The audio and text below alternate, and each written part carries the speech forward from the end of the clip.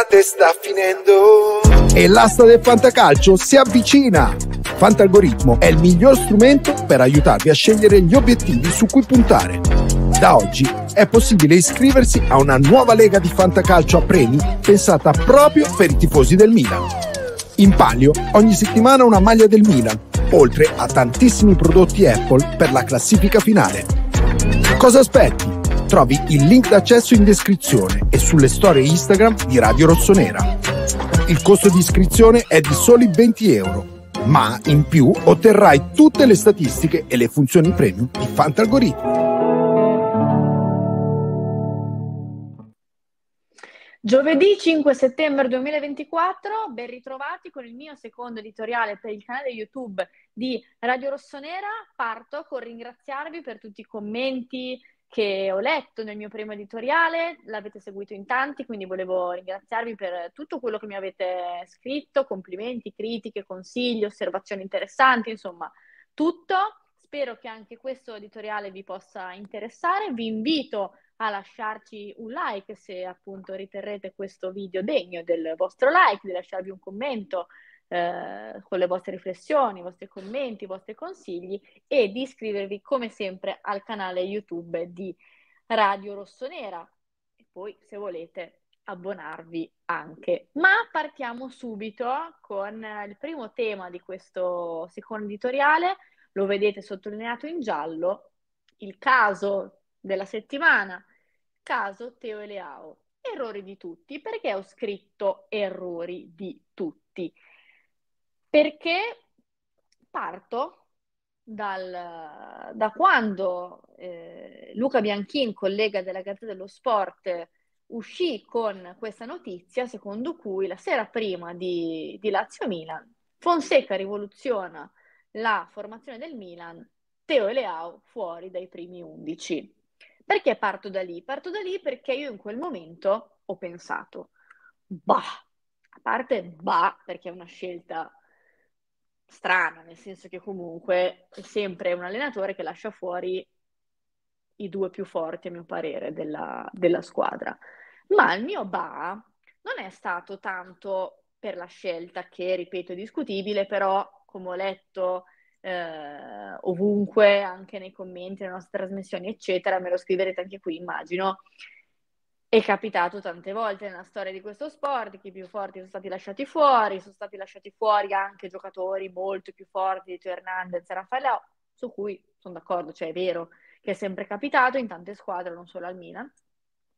Ma il mio è stato perché ho detto in quel momento, calma, proviamo ad analizzare i vari scenari. E i vari scenari sono che se vincevi passava il messaggio che tu avevi vinto senza Teo e Leao. Quindi, dopo una settimana in cui ovunque sono stati definiti come il problema del Milan, abbiamo perso perché a Parma colpa di Teo e Leao, e Teo non ha rincorso il giocatore del Parma, e Leao ha il solito atteggiamento, eccetera, eccetera, eccetera.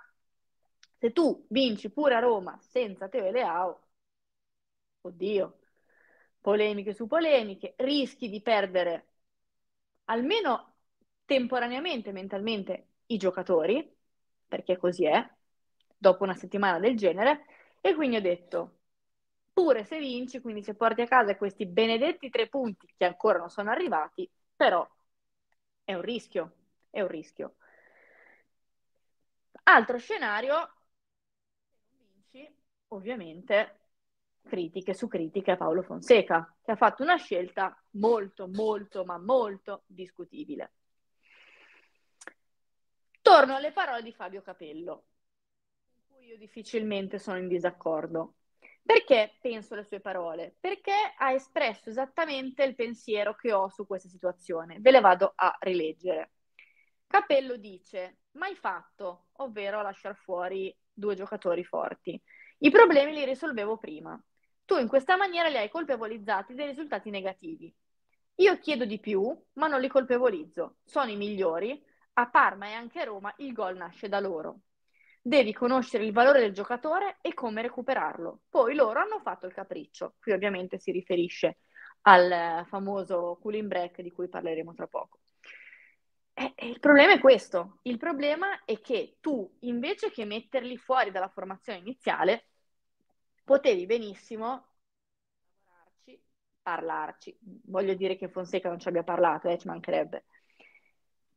Però dopo la settimana appena trascorsa, in cui penso che anche Fonseca abbia visto i titoli ovunque, Teo e Leao, il Milan si aspetta di più, a Parma il Milan ha perso soprattutto per loro, a parte che, parliamoci chiaro, non si vince e non si perde per colpi di due giocatori, si vince insieme e si perde insieme. Poi è chiaro che sono due giocatori fortissimi e quindi hanno più responsabilità ed è giusto responsabilizzarli e affidargli anche le chiavi di tante partite.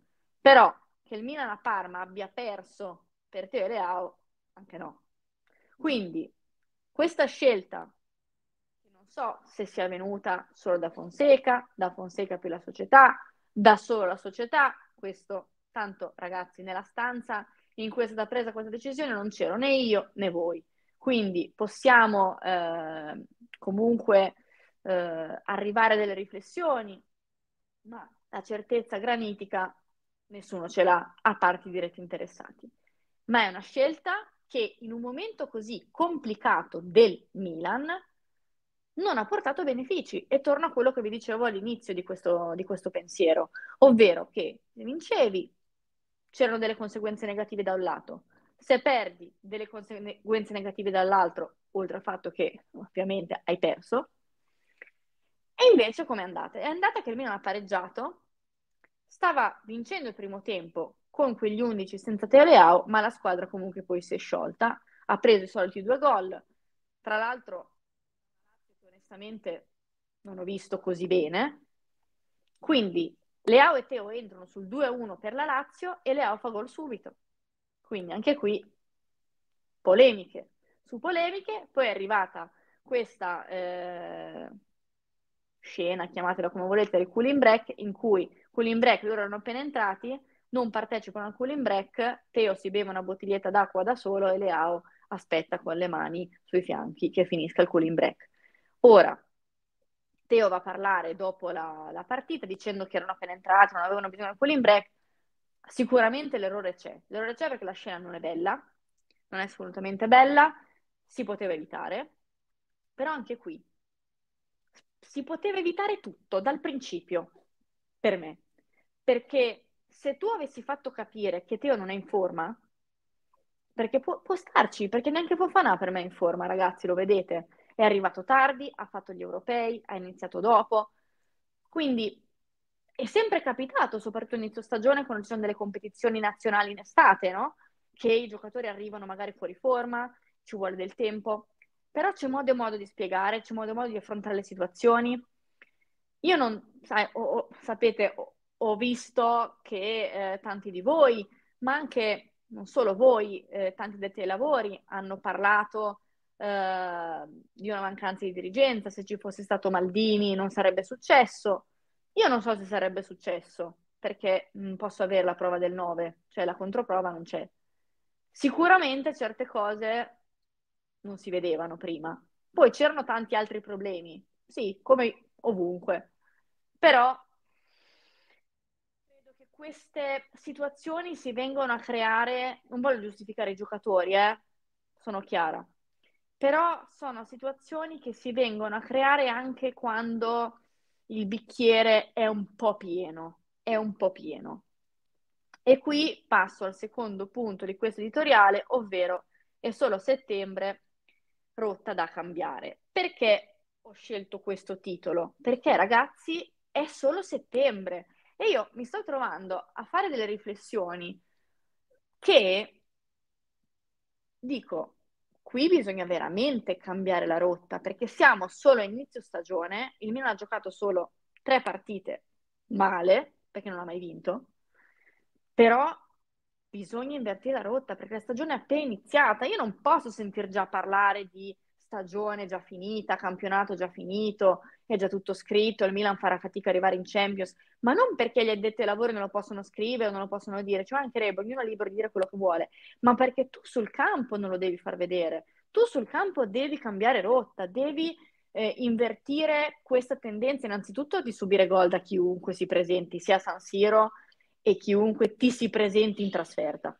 perché è una cosa che non è fattibile continuare così, cioè non si possono subire 2 gol a partita da chiunque.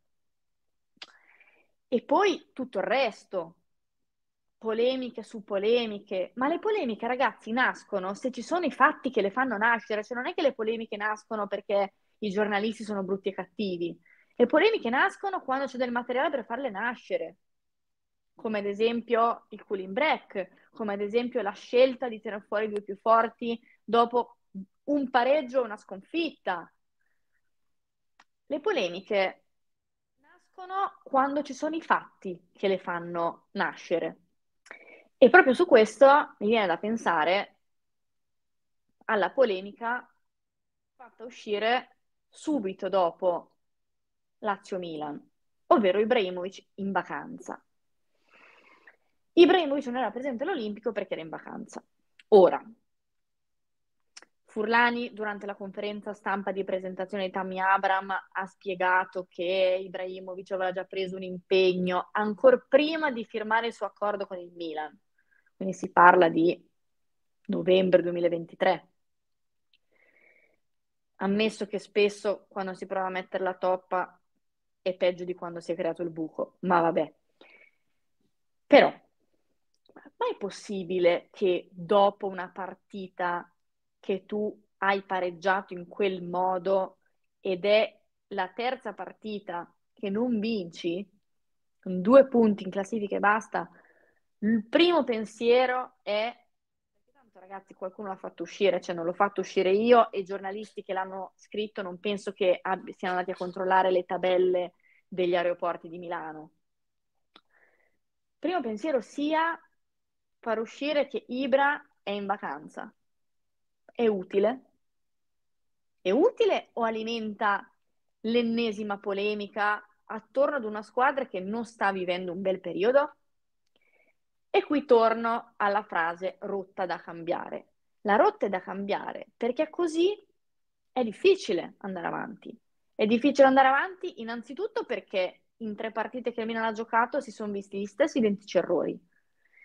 Ed è da cambiare questo. Si deve lavorare per non fare più quegli errori, o meglio, si deve iniziare a intravedere quel lavoro, perché io posso anche capire che un allenatore nuovo abbia bisogno di tempo, un allenatore che rileva una squadra che l'anno scorso ha subito tantissimi gol, abbia bisogno di tempo per sistemare questa questione, ma quella sistemazione si deve intravedere. Ad oggi non si intravede niente, anzi, a volte sembra un Milan ancora più offensivo, almeno negli uomini sulla carta, dell'anno scorso. Ma soprattutto si deve invertire la rotta perché vi leggo i prossimi impegni del Milan, per essere precisa, sabato 14 settembre alle 20:45 in casa il Milan ospiterà il Venezia, poi c'è il big match in Champions League con il Liverpool e poi, signori e signore, il derby. Poi pensiamo anche a quelle dopo, ovvero il Lecce in casa e il Leverkusen in Germania, però ovviamente il nostro pensiero in questo momento va al derby perché l'annata scorsa nei derby è stata tragica, non mi viene in mente un altro aggettivo, tragica, e anche questo voler sempre giustificare le sconfitte nei derby non va bene. Il derby è grave se si perde, sempre, perché è la stracittadina ed è una partita storica che è ricca di significato calcistico e non. Quindi, quando si riparte dopo la sosta ci sono partite importanti. La Champions, ovviamente, quest'anno ha una struttura decisamente diversa, ci sarà tempo per fare punti. Ovvio che se non si dovesse vincere con Liverpool, sai che è davanti il Liverpool, con ciò non voglio dire che bisogna prendere la partita sotto gamba, però c'è tempo per fare punti in Champions. Al Milan in Champions non è andata male come sorteggio, perché le partite con le squadre piccole potevano andare molto peggio, poi ovvio hai Leverkusen, Liverpool e Madrid al Bernabeu, però poteva andare molto peggio per quanto riguarda le altre. Però è solo settembre. Cioè, io non voglio sentir parlare di una stagione finita, arrendevolezza. Qui non ci deve essere arrendevolezza, qui bisogna lavorare, migliorare, correggere gli errori che ci sono. E se il metodo di gioco attuale non porta a niente, cambiarlo, essere umili, fare un passo indietro, rinunciare anche a qualcosa di offensivo per iniziare a prendere meno gol, per iniziare a vincere le partite, per iniziare a essere più solidi, perché è questo che serve in questo momento al Milan. Essere più solidi, recuperare autostima, recuperare sicurezza, perché qualcosa magari si è anche visto di positivo, ma non esiste che il Milan abbia collezionato solamente 2 punti in 3 partite. Chiudo questo editoriale, se no mi dilungo sempre troppo, con il punto 3. Il punto 3 è un punto che mi fa innervosire, perché ho letto, sentito, ascoltato che la scena di Teo e Leao non è da Milan e non hanno pensato al bene del Milan facendo quella scena. Ammesso che, ripeto, per me quella scena è un errore ed è un qualcosa che i due ragazzi si potevano evitare, ma che questa cosa sia non da Milan, allora mi chiedo, negli ultimi 15 mesi di cose non da Milan, abbiamo viste, un bel po', ma non mi pare siano state sottolineate con la stessa veemenza. E ripeto, scena da evitare, perché poi so che mi scrivete giustifichi Teo Leao. No, non li giustifico. Però non mi sta bene che sottolineato come un qualcosa non da Milan, quando negli ultimi mesi io di cose non da Milan ne ho viste a bizzeffe. Ma mi soffermo sulla frase che ho scritto, ovvero il bene del Milan. Chi ci pensa? Perché non ci pensano Teo e Leao per quella scena, ma ragazzi, ma chi ci ha pensato al bene del Milan nell'ultimo anno? E qui parto, cercando di essere veloce. Parto da maggio 23. Maggio 23 il Milan perde le 2 semifinali con l'Inter in una maniera indecorosa per quanto mi riguarda, ringraziando sempre il City che in finale ha vinto, perché sennò quelle 2 partite passavano alla storia molto di più. E in quel momento il bene, no il bene, il fine principale era sottolineare quanto poverino Stefano Pioli non poteva fare di più perché aveva una rosa talmente scarsa, costruita malissimo dalla dirigenza del momento, e quindi poverino, cosa poteva fare lui per... Poteva fare di più, cosa che per me non esiste, perché lasciamo perdere come ti sei presentato in quel derby, ma non esiste. Per salvare l'allenatore che in quel momento, coloro che sono ora in dirigenza hanno fatto di tutto per salvare Pioli, di tutto, e far ricadere la colpa su chi poi è stato mandato via 2 mesi dopo. E in quel momento è stato il bene del Milan? Per me no. Ma vado avanti. Me lo sono scritto perché sono scritto a qualche punto, perché poi volevo andare in ordine cronologico, proprio per farvi vedere bene come il bene del Milan ultimamente non è stato assolutamente perseguito. Vado avanti. Dicevo, vado avanti con l'anno scorso. L'anno scorso è stata un'annata in cui i giocatori erano sempre colpevoli di qualsiasi cosa e invece Stefano Pioli, in un modo o nell'altro, era sempre salvo. Non dico da parte di tutti, attenzione. E anche qui, perché? Qual era il fine di ciò?